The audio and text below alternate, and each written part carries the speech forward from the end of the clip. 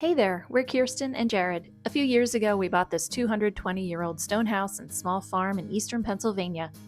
Someday we'll retire to the UK, but for now we're busy restoring the old buildings, managing a crew of rescued animals, and building an off-grid life we love. Come along for the ride.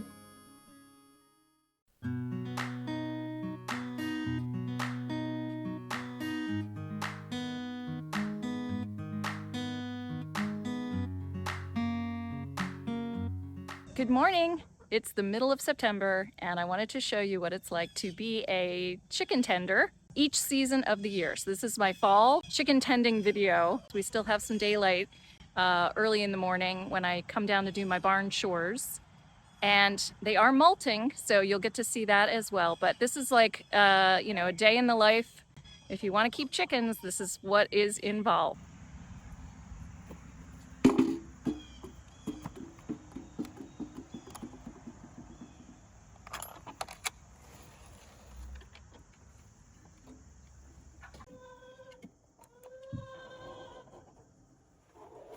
I have my lights on a smart outlet and they're automatically set to dim slowly in the evening.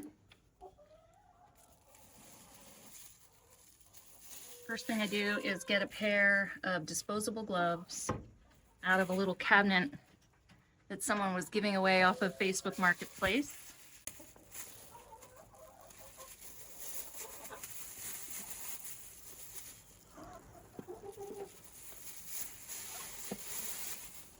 Double glove on one hand.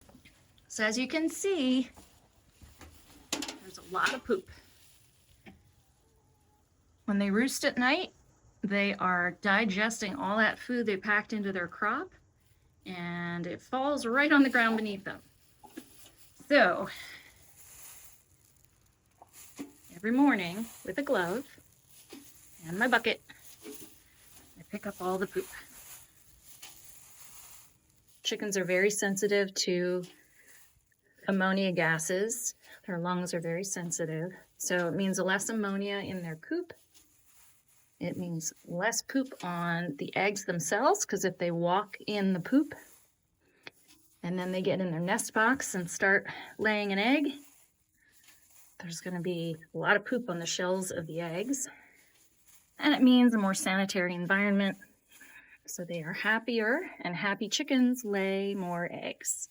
I'm also saving money on horse bedding. I replace this about 3 times a year, do a full clean out, sweep out, and replace the horse bedding. This is really just an absorptive material. It's not bedding per se for chickens. They don't sleep in it, but it absorbs their droppings when they pee and poop. And it actually cushions when they're jumping down from the roost bar. It gives them cushioning for their joints and their feet. Every chicken molts in its 2nd year of life, and from then on every year. And fall is the time for molting. They lose all their feathers and regrow them. It's a pretty uncomfortable process for chickens.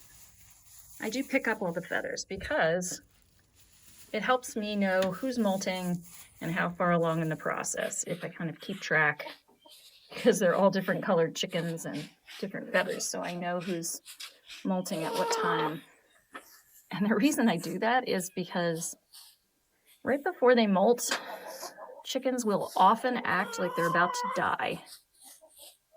So I like to keep a list so that I know if they're molting or dying. In the fall, I like to keep their wing and tail feathers when I find them when I'm cleaning the coop. I'm going to make a wreath out of them, so I think that's pretty cool. This is a wing feather. Once I clean inside the coop, it's time to do the same thing inside the run.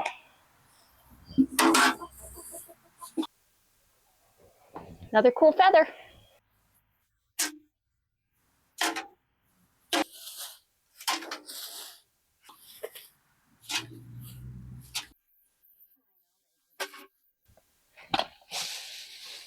Everything gets dumped into a wheelbarrow, and the wheelbarrow gets taken off to the compost pile.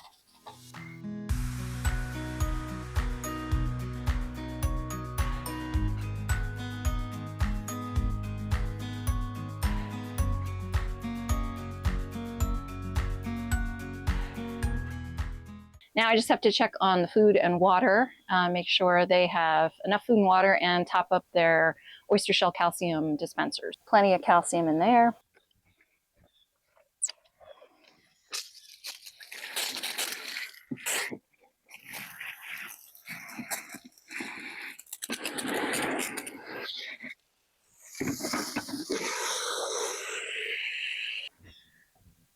If you're enjoying this video, would you mind liking and subscribing? It really helps the channel grow. Thank you.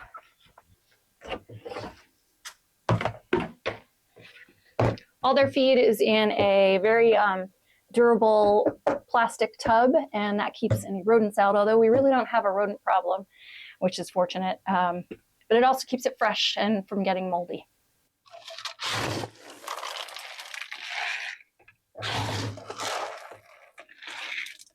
I wanted to show you a molting chicken so you could really see why there's so many feathers in the coop, why the chickens are a little sensitive this time of year, and why it's so dusty. So this is Foxy. I generally don't handle a molting chicken because it's an uncomfortable process for them, but I did want to show you. So let's take a look at Foxy. So the bare patches are where she's lost all her feathers. And then these are pin feathers that are coming in through the skin. And every single feather on her body will fall out and new ones will come in. You can sort of see these feathers here. See that like kind of brownish grayish ones? See that little sheath that's on it? They almost look like little paintbrushes. That's kind of a keratin coating, sort of waxy, and the chickens will preen that off as the feather grows out. So all those little bits create a lot of dust in the coop. So, but she's a really good girl. She survived a fox attack, hence her name. It's ironic. Oh, there you go, sweetheart. Oh, I know.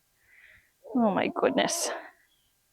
When I'm all done and it's time to get everybody back in the coop for the day, I fill up a cup that they know always has treats in it.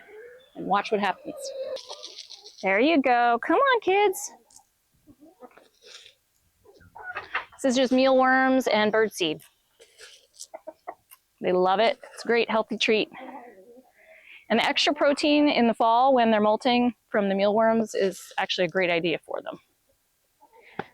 Then I just sort of look and make sure nobody's still out here because I have to go to work.